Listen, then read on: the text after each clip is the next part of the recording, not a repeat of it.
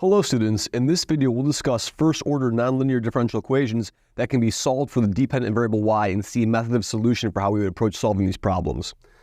Let's be given a first-order ODE, given a first-order equation.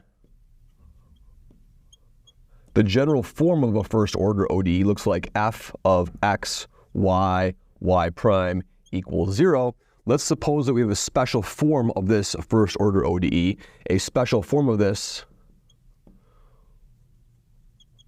that looks like y is equal to some function psi of x and y prime. Again, as is typical with the studying of first-order nonlinear ODEs, we let p be y prime. So I'm thinking of this y prime as really a p-value.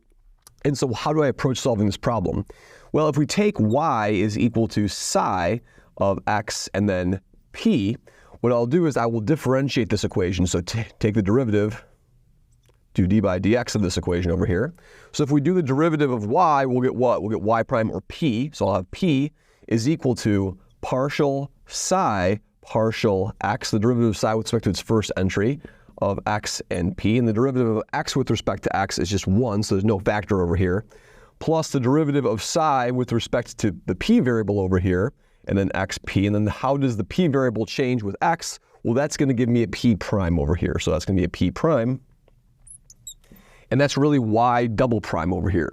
So you might say you've taken a first order differential equation, differentiating it, you got a second order differential equation, second order. But actually this second order differential equation in x is actually a first order differential equation in the p variable. This is actually a first order, it's a first order ODE in the p variable. So we're going to think of these things as first order ODEs in the p variable. And that's great. So now what we can do is let's see an example of how we go about solving that. So once I can solve this equation over here in the p variable, the p prime p equation, I can use that to eliminate the parameter p prime in my problem. We can use this, use the solution of this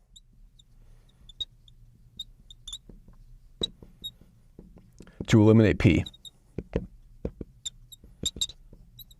Okay, let's see an example how this goes. Okay, so here's my differential equation. It's going to be what? It's going to be 4x p squared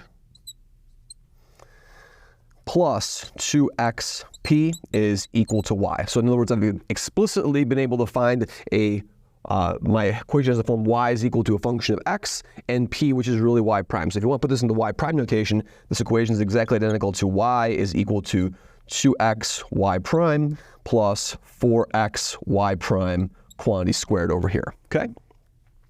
Again, it's not really, it's almost close to a Clairaut equation, but the factor of 2 messes things up.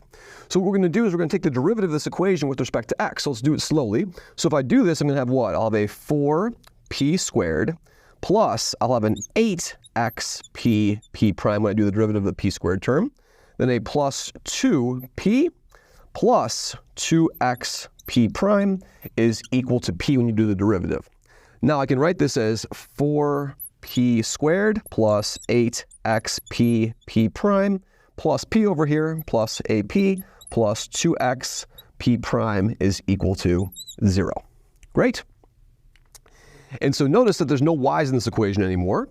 So let's continue working on it.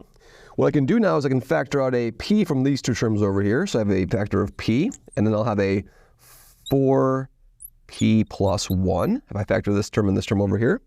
And then over here I'm going to pull out a 2xp prime, okay, from this term and this term. And then that will leave me with what? That will leave me with a 4p plus 1 is equal to 0. So I can factor this by grouping now. So I have a 2x p prime plus p times the factor of 4p plus 1 is equal to 0. Now this 4p plus 1 does not involve p and p prime, so this is going to be part of my singular solution. That's part of the singular solution set. We're going to discard this term over here, okay? We'll come back to studying singular solutions in other videos about what type of locus this will classify as.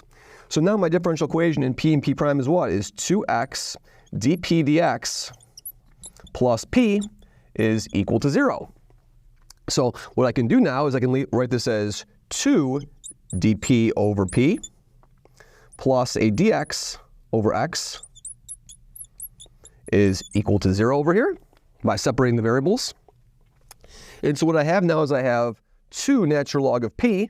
So this is going to give me a 2 natural log of p plus natural log of x is equal to a constant c. So really we have p squared times x. So this is really the log of p squared times x is equal to a constant c. And therefore p squared x is equal to c.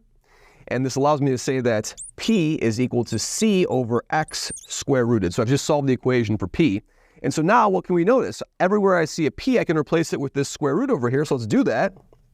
So now our equation tells me what? Our equation tells me that y is equal to 2xp. So I have a 2x times p. So that's a 2x times the square root of c over x.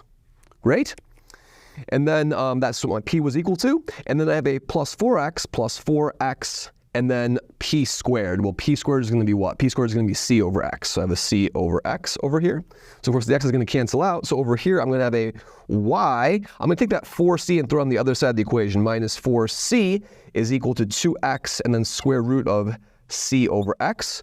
I'll square both sides and get y minus 4c squared is equal to, this is going to be a 4x squared. So I have a 4x squared times a c over x, which just simplifies to being equal to 4xc, and then I have a y minus 4c quantity squared. So the general solution to our equation is y minus 4c quantity squared is equal to 4xc. And of course, we can realize that these are exactly just the equations of parabola. This is the form of a parabola over here, so these curves are parabolas, and it turns out when we examine this equation over here, this 4p plus 1 is equal to 0, that will give me a singular solution which envelops this collection of parabolas. Thank you very much.